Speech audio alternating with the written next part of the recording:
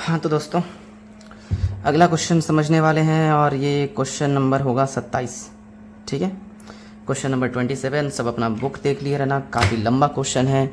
ऐसा question exam में 8 number का आता है जिसमें रिवैल्यूएशन बनाने बोलेगा, पार्टनर्स कैपिटल बनाने बोलेगा, फिर बैलेंस शीट बनाने बोलेगा। तो थोड़ा लंबा क्वेश्चन है। इस वीडियो में एक ही क्वेश्चन सॉल्व करूँगा, तो ध्यान से सुनना किसका क्या ट्रीटमेंट होता है, क्योंकि इसी के बेस पर इसके आगे के सारे क्वेश्चन सॉल्व होंगे। ठीक है, तो ध्यान से सुनते जाना, क्वेश्चन को समझते जाना। क्वेश्चन लिखा है, ABC पार्टनर्स थे, रेशियो 1/2, 1/3, 1/6। अजीब सा रेशियो दिख रहा है। जब भी ऐसा रेशियो हो तो पहले रेशियो बराबर कर लो। जैसे AB, थोड़ा नीचे लिखता हूँ, B और एक C। अजीब सा रेशियो दिया है 1/2, 1/3, 1/6। तीनों के नीचे बराबर करने की कोशिश करना है। सबसे बड़ा 6 है, इसको 6 में कन्वर्ट करने के लिए 3 से इंटू करेंगे, 2 तिया 6। ऊपर भी आएगा, वो नीचे ऊपर सेम गुणा करते हैं। यहाँ भी 6 लाना है, तो 3 को किससे गुणा करूँ? 2 से। ऊपर भी 2, 2 एकम 2, यानी रेशियो हो गया 3:1 ABC का। ठीक है, चलो और आगे पढ़ते हैं। बैलेंस शीट देखो, क्रेडिटर्स फिलहाल तो काम का नहीं है, बैंक ओवरड्राफ्ट ये भी काम का नहीं है, जनरल रिजर्व ये बांटेंगे। याद करो, पार्टनर्स कैपिटल में क्रेडिट साइड, इससे पहले 2 क्वेश्चन में कर चुके हैं। ठीक है, कैपिटल को तो बाय बैलेंस के नाम से लिख लेते हैं। ठीक है, और यहाँ cash, debtor, stock, machine, furniture, building, कुछ खास नहीं है, नॉर्मल चीज़ें हैं। अब नीचे का पढ़ते हैं।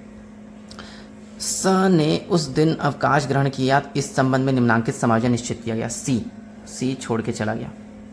ठीक है, सी का शेयर है 1/6, ध्यान रखना। आगे, स्कंद मूल्य में 10% की वृद्धि की जाए, स्टॉक 10% बढ़ाने बोला है।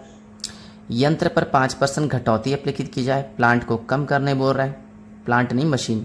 ठीक है, देनदारों पर 5% डूबत ऋण संचय बनाया जाए, डेटर पे 5% का प्रोविज़न लगाने बोला है। एक बार रिपीट, स्टॉक 10% बढ़ेगा, स्टॉक बढ़ रहा है, सोचो किस तरफ आता है? क्रेडिट में। स्टॉक बढ़ रहा है, प्रॉफिट है, प्रॉफिट हमेशा क्रेडिट, लॉस हमेशा डेबिट, याद है ना? इससे पहले 4 से 5 क्वेश्चन बना चुके हैं, उनको भी रिवीजन कर लेना, तब जाके याद होगा। Loss debit, profit credit. Stock बढ़ा, हमारा प्रॉफिट है, क्रेडिट में आएगा। उसी तरह प्लांट 10% कम करना है, लॉस है एक तरह का, डेबिट में आएगा। उसी तरह प्रोविज़न तो हमेशा डेबिट में आता है, बिना सोचे समझे लिख देना। ठीक है, फिर फर्म की ख्याति 12,000, ये पिछले क्वेश्चन में देखे थे। गुडविल का रिमेनिंग डेबिट टू रिटायरिंग वाला ट्रीटमेंट करते हैं, फिर पार्टनर्स कैपिटल में दोनों साइड कॉन्ट्रा करते हैं, वही काम करना पड़ेगा बस, और कुछ नहीं। पुनर्मूल्यांकन खाता, सादर का पूंजी खाता, सी के रकम चुकाने के बाद फर्म का चिट्ठा, बैलेंस शीट बनाना है। ठीक है, चलो देखते जाते हैं बैलेंस शीट को। कुछ खास नहीं है। सबसे पहले क्वेश्चन यहाँ रख देता हूँ। क्वेश्चन में सबसे पहले स्टॉक 10% बढ़ेगा, स्टॉक बढ़ रहा है तो किस तरफ? क्रेडिट में, बाय स्टॉक डाल देंगे। 10% बोला है, स्टॉक कितना है वैसे? 17,000 का 10% होता है 1700। फिर बोल रहा है प्लांट 5% कम हो जाएगा, प्लांट 5% कम हो रहा है, प्लांट या मशीन कुछ भी बोलो। ठीक है, मशीन 3,000 है, 5% होगा 150 रुपये कम हो रहा है। फिर प्रोविज़न फॉर बैड डेप्ट लगाना है, वो भी तो हमेशा डेबिट में आता है। Provision for bad dept, provision for bad डेप्ट कितना बोला है? 13,000, 13,000 का 5% होगा 650। ठीक है, इन दोनों को जोड़ेंगे, इससे माइनस करेंगे, जिस साइड कम होगा उस साइड आंसर। तो 150 प्लस 650, 800 होता है। 800 में से अगर 1700 माइनस कर दूँ तो 900 बचेगा। इसी साइड कम पड़ रहा है, 900 लिख दिए। आंसर को किस नाम से लिखते हैं? पार्टनर्स कैपिटल अकाउंट, और इसको बांटना भी पड़ता है, नाम है ABC। रेशियो था हमारे पास क्वेश्चन में, देखो ऐसा रेशियो 3:1, यहाँ से देख सकते हो। ठीक है, यानी 3/6, 2/6, 1/6। तो 900 डिवाइड बाई 6 इंटू 3, 450, 300 और एक 150। ठीक है, और टोटल हो जाएगा 1700। रिवैल्यूएशन में टाइम नहीं लगता, आसान है। फिर पार्टनर्स कैपिटल अकाउंट, इसमें सबसे पहले बिना सोचे समझे हमेशा बाय बैलेंस BD लिख देना। कैपिटल क्वेश्चन में दिया है 20,000, 10,000, 10,000, 20,000। मैं थोड़ा छोटा छोटा लिख रहा हूँ लेकिन समझ जाओगे। 10,000। इसके बाद क्वेश्चन में अगर लाइबिलिटी साइड कुछ बांटने लायक हो तो उसको बांटेंगे। जनरल रिजर्व है इस क्वेश्चन में, देख सकते हो, जनरल रिजर्व 12,000, तो 12,000 को बांटेंगे अपन जनरल रिजर्व। अगर मैं कैलकुलेटर चला रहा हूँ, अगर 12,000 को बांटेंगे 6 से तो 2,000 आएगा, इसका 4000 आएगा और इसका 6000 आएगा। चलो जनरल रिजर्व बढ़ गया, बैलेंस शीट के अंदर कुछ नहीं है, बाहर देखते। अच्छा इसका आंसर डेबिट में आएगा तो क्रेडिट में, क्रेडिट में आता तो डेबिट में, अभी कहाँ पर आया है डेबिट में, तो शिफ्ट होगा कहाँ क्रेडिट में। कौन से अकाउंट का आंसर है, रीवैल्यूएशन होगा 450, एक 300 और एक 150। ठीक है, इसके बाद वर्किंग नोट पे अपन गुडविल का ट्रीटमेंट कर लेते हैं। तीनों पार्टनर्स से सी चला गया, हमको पहले सी का गुडविल निकालना पड़ेगा। क्वेश्चन में गुडविल दिया है 12000, सी का हिस्सा 1/6 तो आएगा हमारा 2000। इस 2000 को बांटेंगे अपन ए और बी में। ए और बी का रेशियो क्या है 3:2 ना, ये रहा। इसका गुडविल इनमें बढ़ता है तो इनका रेशियो देख लो, तो 2000 को ए और बी में बांटना है, तो 2000 इंटू 3/5, फिर 2000 इंटू 2/5, तो 2000 भागित 5 इंटू 3, ये होगा 1200 और ये होगा 800। फिर सोचो तो रिमेनिंग डेबिट टू रिटायरिंग वाला एंट्री, रिमेनिंग कौन कौन, ए और बी, रिटायरिंग कौन है सी, तो ए और बी को डेबिट कर देंगे। जर्नल पूछा नहीं है क्वेश्चन में, तो ऐसे ही शॉर्टकट में बना रहा हूँ, अच्छे से कॉलम खींच के बनाना मत, ऐसे ही बस निपटा देना, वर्किंग नोट है ना इसलिए। अब इसका कॉन्ट्रा एंट्री याद करो, पिछले क्वेश्चन में बताया था, जो 2 में है टू साइड, जो डेबिट में है बाई साइड, याद आ रहा है। 2 में कौन है सी, तो 2 में लिख देंगे सीज कैपिटल, लेकिन सी में पैसा नहीं आएगा क्योंकि सी का नाम लिखे, सी में नहीं आएगा, बाकी दोनों में आएगा। ए का पैसा 1200, बी का पैसा 800, ठीक है। और उसी तरह और ए बी का नाम डेबिट में है तो क्रेडिट में आएगा, मतलब बाय में आएगा, है ना, बाय ए एंड बी। ए और बी का नाम लिखे तो ए बी में पैसा नहीं आएगा, किस में आएगा सी में, और सी का पैसा 2000 है।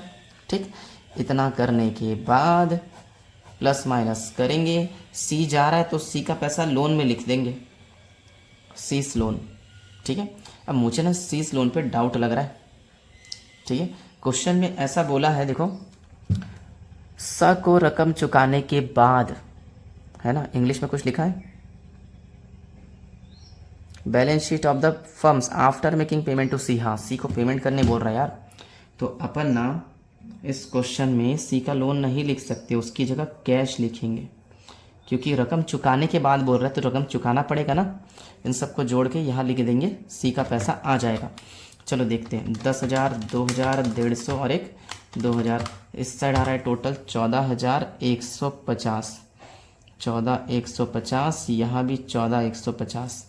बाकी दोनों का बैलेंस के नाम से लिख देंगे टू बैलेंस सी डी। जो जा रहा है उसका या तो लोन या तो कैश वैश अगर पेमेंट करने बोलेगा तो, बाकी जो नहीं जा रहे ए और बी, उन दोनों का आंसर निकालना पड़ेगा। यहाँ से जोड़ेंगे, इन दोनों को माइनस करेंगे, बचा कुछ आंसर देखते हैं। 20, 6 और 450, तो ये टोटल आ रहा है 26,450, माइनस कर देंगे 1200 तो आएगा 25,250, चलेगा। इसी तरह दूसरे का देखते हैं, 10,000, 4,300, ये आएगा 14,300, यहाँ भी होगा 14,300, यहाँ भी होगा 14,300। ठीक है, चलो इसके बाद बात करते हैं अपन बैलेंस शीट की। बैलेंस शीट सबसे आसान है, ज़्यादा दिमाग नहीं लगाना चाहिए इसमें। ये रहा क्वेश्चन हमारे सामने, ठीक है, हर चीज़ देखेंगे और छापते जाएंगे, जो जहाँ पर है वो वहीं पर आएगा। ठीक है, चलो क्वेश्चन में, अच्छा उठा ही लेता हूँ। कैश दिया हुआ है 15,600, तो हम पहले कैश लिखेंगे 15,600, लेकिन क्वेश्चन में बोला था सी को पेमेंट करो। देखो कैश के नाम से पेमेंट किया 14,150, तो इसमें 14,150 माइनस करेंगे। ठीक है, थोड़ा छोटा छोटा लिख रहा हूँ क्योंकि जगह कम पड़ता है। 14,150 माइनस 1450 बचेगा कैश, 1450। ठीक है, चलो कैश के बाद डेटर में याद करो प्रोविज़न लगाए थे 650, तो यहाँ लिख देंगे डेटर 13,000 अंदर माइनस प्रोविज़न फॉर बैड डेप्ट, कितना 650। 13,000 में अगर 650 माइनस करूँ, 13,000 माइनस 650 तो 12,350, इसका आएगा 12,350। फिर स्टॉक में क्या किए थे, हाँ बढ़ाए थे 1700, यहाँ देख सकते हो, या क्वेश्चन में नीचे पढ़ लो। तो स्टॉक में 1700 जोड़ेंगे, स्टॉक 17,000 था, 1700 जोड़ के हो जाएगा 18,700। स्टॉक के बाद मशीन में क्या किए थे, 150 कम किए थे, तो मशीन लिखेंगे अपन, कितना है मशीन वैसे कहा गया 3000, तो 3000 में 150 घटाएंगे तो 2850। फिर फर्नीचर में कुछ नहीं किए थे तो फर्नीचर को सेम उतार देंगे, ठीक है। बिल्डिंग में भी कुछ नहीं किए थे तो बिल्डिंग को भी सेम उतार देंगे, 11500। इस साइड का सारा खत्म जो क्वेश्चन में था लिख दिया। उस साइड चलते हैं। क्रेडिटर में भी कुछ नहीं हुआ था तो देख के लिख देंगे 8000। एक बैंक ओवरड्राफ्ट था, उसमें भी कुछ नहीं हुआ था तो देख के लिख देंगे बैंक ओवरड्राफ्ट कितना, 3600। फिर जनरल रिजर्व, ये बट चुका था पार्टनर्स कैपिटल में, देख सकते हो बाय जनरल रिजर्व, ठीक है, छोड़ दो। इसके बाद 3 जन का कैपिटल था लेकिन 1 जन तो चला गया, तो जो चला गया उसको छोड़ दो। ए और बी बचे हुए हैं, ए और बी का आंसर लिखना पड़ेगा, ठीक है। 25,250 और एक है 14,300, है ना। तो अरे यार इसका गड़बड़ कर दिया क्या मैं, 14,300 ही लिख दिया क्या, 14,300 माइनस 800, 13,500 था रे, 14,300 है, माइनस करेंगे 800 तब तो आएगा ना 13,500। तो ये गड़बड़ हो गया थोड़ा सा, चलेगा अब सुधर गया। 13,500 प्लस 25 जीरो तो आ रहा है 38,750। चलो अब दोनों साइड जोड़ने पर बराबर आना चाहिए, बराबर आया तो सही। 1450 प्लस 12,350 प्लस 18,700, 2850, 3500 और 11,500। तो इस साइड आया 50,350, लिख लेता हूँ 50,350। इस साइड भी आना चाहिए 8,3600, 38,750, 50,350, ठीक है, पूरा सही है। काफ़ी लंबा क्वेश्चन है, 12 मिनट लग गया क्वेश्चन सॉल्व करने में, तो देखना और नोट कर लेना क्योंकि इसके बाद के सारे क्वेश्चंस लगभग ऐसे ही है। और इससे रिलेटेड कोई चीज़ समझ नहीं आया मुझे मैसेज करके पूछ लेना, कॉल करके पूछ लेना, पहले नोट कर लो, ठीक है, कॉपी पे रहना चाहिए सबके, ठीक है।